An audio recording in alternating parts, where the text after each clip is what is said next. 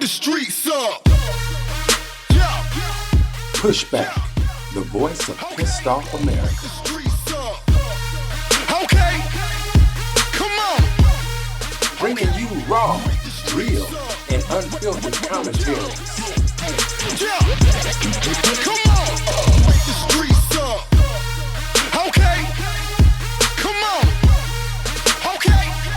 The streets up. Politics, news, and society like never before. Come on.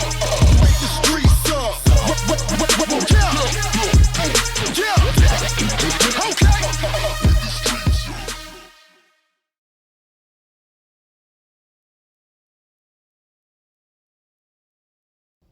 Today is Friday, September 6, 2019. This is PushBack, and I'm pissed off.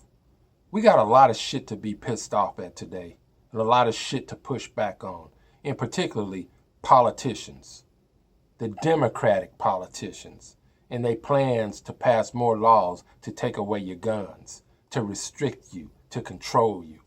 That's right, every damn politician coming into office or trying to come into office, the first thing they want to do is tell the people, we need more background checks. We need to expand this. We need to improve that. We need to limit who can have guns. Well, first thing you got to do, you dumb son of a bitches, if you want to pass gun laws, you got to amend the Constitution. Otherwise, all them federal laws, all them state laws that you pass, they don't mean shit.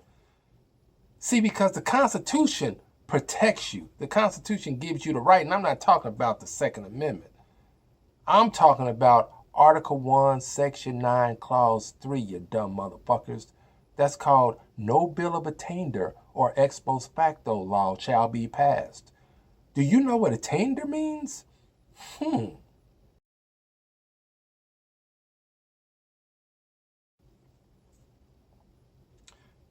Now that you know what attainder means, you dumb motherfuckers, you also know that you can't pass any constitutional law to restrict anybody's gun rights unless you first amend the Constitution. All these federal codes and regulations, they don't amount to shit because they're all contrary to Article 1, Section 9, Clause 3. And for those of you dumb motherfuckers in Capitol Hill and the rest of these capitals around the country, if you don't know the Constitution, read the motherfucker. Read the fucking Constitution. The Constitution don't tell the people what we can do.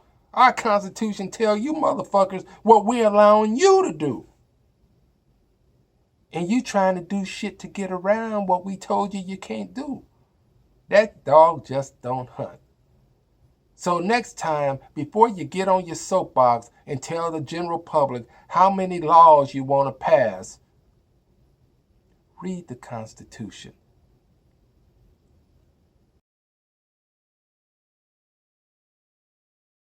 The next thing we're going to push back on is Ilhan Omar. Lady, you going to jail. First, you marry a guy and you bring him to the country, except he's your brother, and you brought him to the country to subvert the immigration laws. Lady, that's called immigration fraud. Then you file a joint income tax return to get more money, and you put your husband's name on it. Except your real husband back, your Somalian husband, the real guy, he don't know shit about it. His name wasn't on it. Some other made-up dude's name. That's called tax fraud. And last, your new boy toy, boy Friday, whatever the fuck you want to call him, the white dude that you gave $250,000 to. Not $25,000, $250,000. Now, ain't nothing wrong with being a sugar mama if that's what you want to do. But when you're using campaign funds to pay your boyfriend, well, that's called campaign fraud. So you got fraud, fraud, and more fraud. Lady, orange is getting ready to be your new black. You going to jail. First they gonna oust your ass out of Congress, then they gonna send you to the pokey. welcome to America. You should have stayed in Somalia.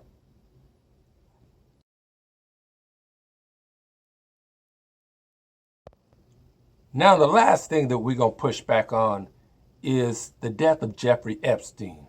Y'all know, that child molesting motherfucker. Now, I'm not saying that he ain't supposed to be dead. That motherfucker deserved to die for all the shit that he done did to these women. But what I'm saying is that he didn't kill himself. You know what I'm saying? And I'm not the only one that think that. The president don't think he killed himself either. As a matter of fact, Trump came out and said, this looks like another one on the list of that long list of Clinton body counts. And it makes sense. And one thing about Donald Trump, people call him crazy, but he usually don't say very much of anything that he don't have proof to back it up. He said Barack Obama was spying on him. Guess what? Obama was spying on him. He said there was a deep state. Guess what? There was a deep state. Them motherfuckers was buried deep in there trying to get his ass. He also said that he was going to win the election. He kicked Hillary Clinton's ass, didn't he? So when the president says something, usually he's got some pretty good information at his disposal to back it up. And he's just human. He's thinking like the rest of us.